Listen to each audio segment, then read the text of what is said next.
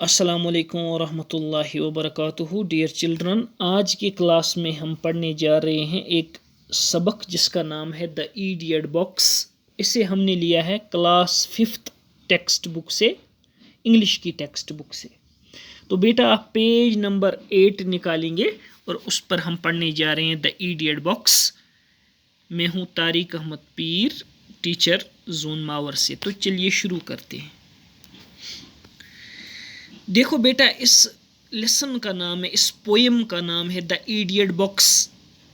इस पोएम को लिखने वाले जो पोइट हैं, शायर हैं, उनका नाम है अरविंद गिगू। द इडियट बॉक्स का अगर हम लफ्जी तर्जुमा ढूंढें तो इसका मतलब हो गया बेवकूफ़ डब्बा। लेकिन यहाँ पर इडियट बॉक्स से मुराद है टीवी। आजकल के डिजिटल दौर में आप देखते हो कि बच्चे कंप्यूटर, टीवी, लैपटॉप, मोबाइल पर कार्टून वगैरह इस पर अपना ज़्यादा टाइम सर्फ करते हैं, जिससे उनकी सेहत बहुत ख़राब हो रही है, खुसूसन आँखों पर बहुत ही बुरा असर पड़ रहा है।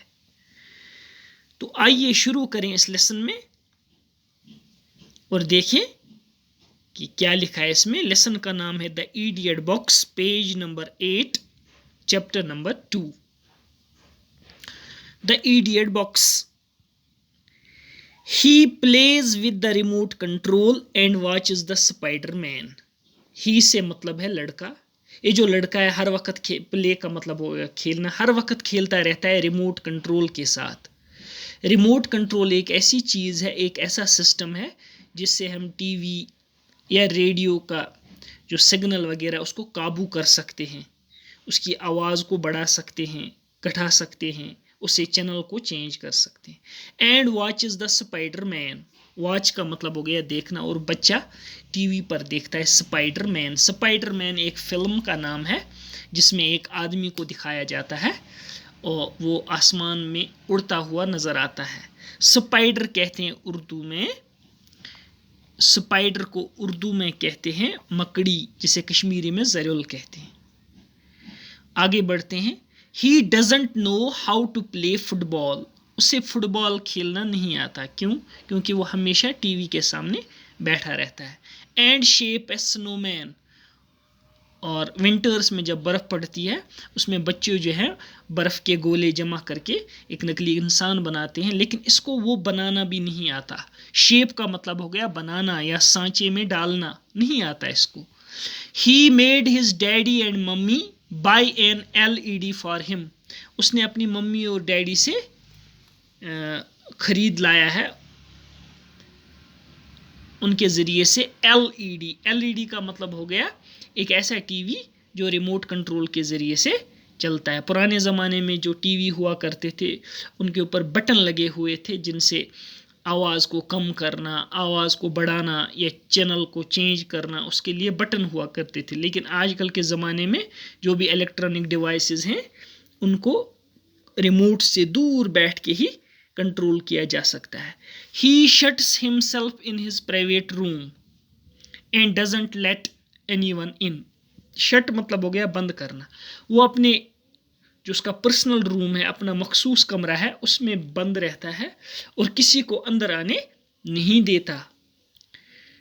आगे बढ़ते हैं। ही हैज़ंट सीन अ माउंटेन। उसने कोई पहाड़ नहीं देखा है।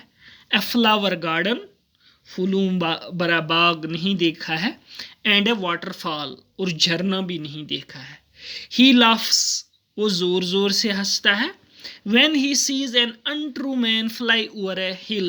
जब वो देखता है एक नकली आदमी यानी स्पाइडरमैन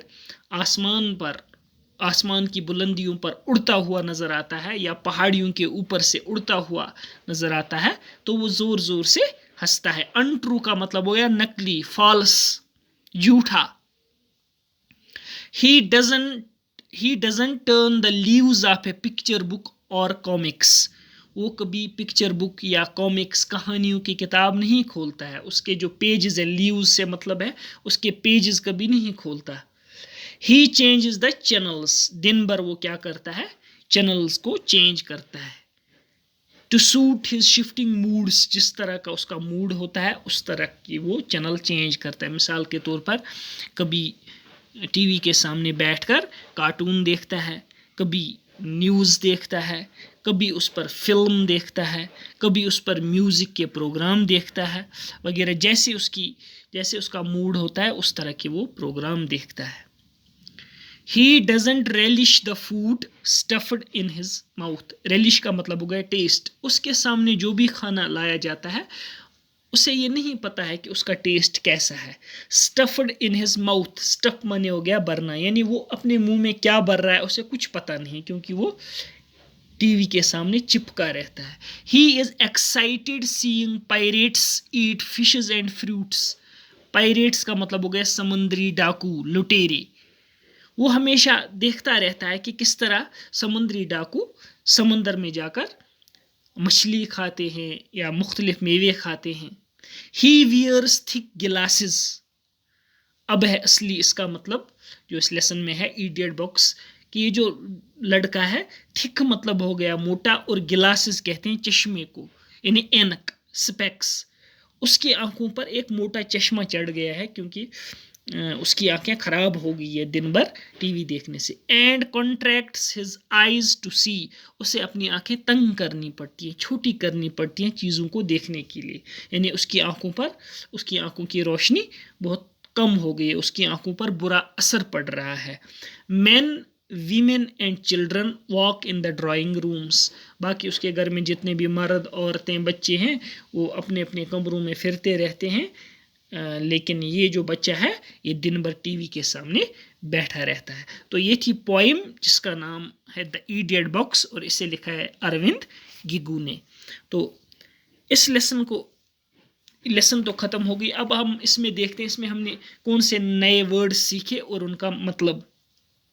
न्यू वर्ड्स में सीखे हमने remote control, spider, Spiderman, shape, snowman, LED, untrue, comics, channel, shifting, relish, stuffed, pirates, glasses, contract। Remote का मतलब हो गया दूर। कंट्रोल का मतलब हो गया काबू करना। इन्हें जोड़ के लिखेंगे रिमोट कंट्रोल, एक ऐसी चीज़, एक ऐसा सिस्टम जिससे हम दूर बैठ के टीवी को कंट्रोल कर सकते हैं। स्पाइडर का मतलब हो गया एक कीड़ा जिसे उर्दू में मकड़ी कहते हैं और कश्मीरी में ज़रुल कहते हैं, जो अक्सर कमरों में जाल वगैरह बनाता है। स्पाइडरमैन ये एक फिल्म का नाम है जो टीवी पर अक्सर दिखाई जाती है, जिसमें जो इंसान है उस फिल्म का हीरो है, एक्टर है, वो आसमान में उड़ता हुआ नज़र आता है। शेप मतलब हो गया बनाना, सांचे में डालना। स्नोमैन का मतलब हो गया जब बर्फ़ पड़ती है तो बच्चे बर्फ़ के गोले जमा करके एक नकली इंसान बनाते हैं, उसको कहते हैं स्नोमैन। LED का मतलब हो गया लाइट इमिटिंग डायोड, एक ऐसा टीवी सेट जो रिमोट के ज़रिए चलता है, जिससे हम उसकी आवाज़ कम या ज़्यादा कर सकते हैं, उसकी चैनल को चेंज कर सकते हैं। अनट्रू का मतलब हो गया फॉल्स, नकली, झूठा। कॉमिक्स हो गई कहानियों की किताब।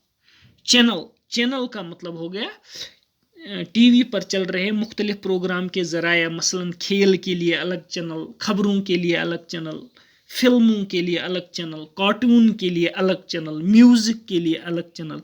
शिफ्ट का मतलब हो गया चेंज करना। रेलिश का मतलब हो गया टेस्ट, इंजॉय, मज़े लेना, जायका। स्टफ मतलब हो गया भर जाना।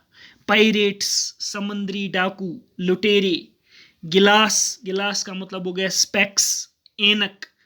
कॉन्ट्रैक्ट का मतलब हो गया तंग करना या छोटी करना, यानी उसकी आंखें जो हैं तंग हो गई हैं, उसकी आंखों पर बुरा असर पड़ रहा है। तो इसके बाद कुछ एक्सरसाइजेस दिए गए हैं जिनको हम देख सकते हैं। पहला क्वेश्चन लिखा है what do you understand by the idiot box. Idiot तो हम जवाब देंगे the idiot box means television. Who is he in the poem. He से मतलब है he in the poem is a boy. तीसरा क्वेश्चन है why can't he play football or shape a snowman. Because he has never left his home to learn such things. Why is he not interested in things around him? Because he is interested in watching television only? What is it that makes him laugh when he sees an untrue man fly over a hill? Why is he not interested in books? Because he is busy in watching television all the time. Why does he has to wear thick glasses? Because his eyesight, his vision has become very weak due to excessive watching of television. So dear students, that's all for today. Thank you for being with me. Goodbye and Allah Hafiz.